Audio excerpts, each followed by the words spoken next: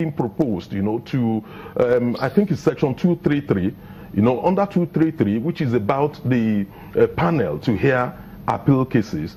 What you realize is currently, except you have a full panel, you cannot hear that. They're now saying that they can hear the case, if there are no oral, what do they call it, hearing to take place, they can hear it with 3 justices.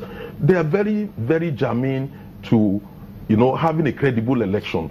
So all these proposals, if taken together, I think we will get there. The major thing, which we've not spoken about, which somebody, I think is Kachi, actually sidetracked or downplayed, is the issue of the independence of INEC funding. Currently, INEC is not independent in terms of funding. They still depends on the executive. What we need now is to put INEC on a first-line charge. Yes, their budget must be approved by the National Assembly, but the moment it's approved, it should not depend on the executive being able to manipulate INEC, getting the chairman to come and beg, for money to be released to them. That should not be the case.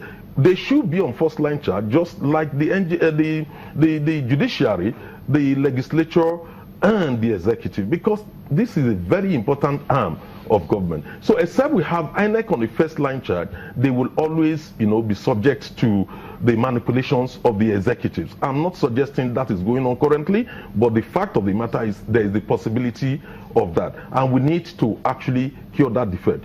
That is not being proposed currently, which is something the Senate, the National Assembly needs to take on board, because without doing that, you cannot truly talk about fully independent INEC. The other factor which must be taken on board is the issue of logistics.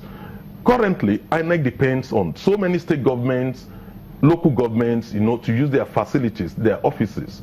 They do not have their offices in local governments or in communities. Now, if you have to depend on them, then there is a risk of being influenced, by the governing party in each of the states of the question I want to ask is, in terms of logistics and infrastructure, yes, with this electronic voting proposal or amendments that's coming up now, don't you think that will take care of the issue of infrastructure per se? Because if I can do my banking on my phone, and it's any phone, now you can do your banking without even the internet. Yes. If I can do that on my phone as I'm walking along the road, can't that just, can that be factored into this so that you can just do your voting along the road and INEC doesn't really need to have a structure on ground per se? Precisely. That's exactly where I'm going, because in some countries it's referred to as postal voting, where you can actually cast your vote without going to a polling booth.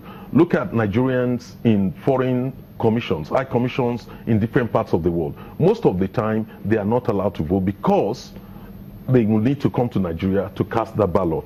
What about Nigerians in diaspora? We have millions of Nigerians being excluded year on, year out, from being able to vote. Electronic voting will make this possible.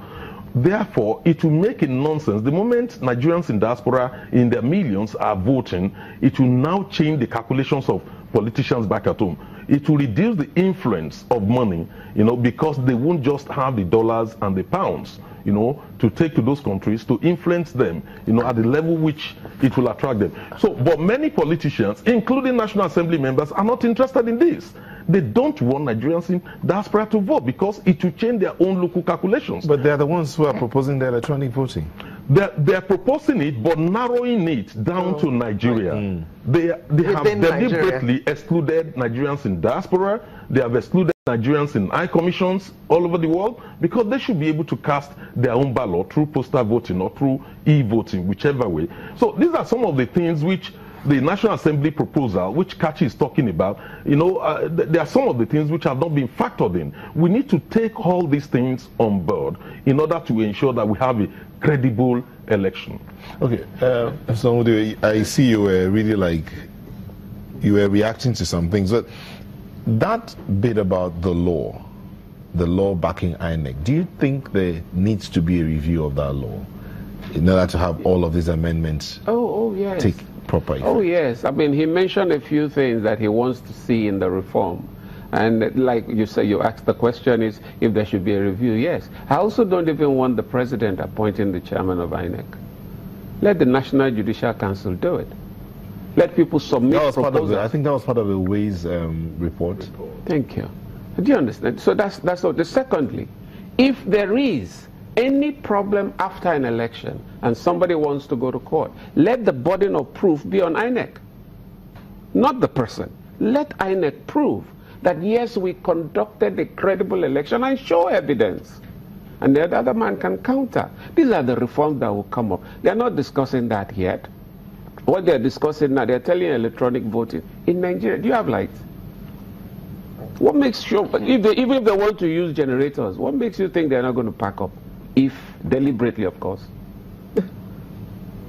Could you understand how the last time we were distributing PVCs and in areas that was war-torn, they collected 90%? Somebody, please hold your thoughts. I'll come back and continue from that point. Please don't go away.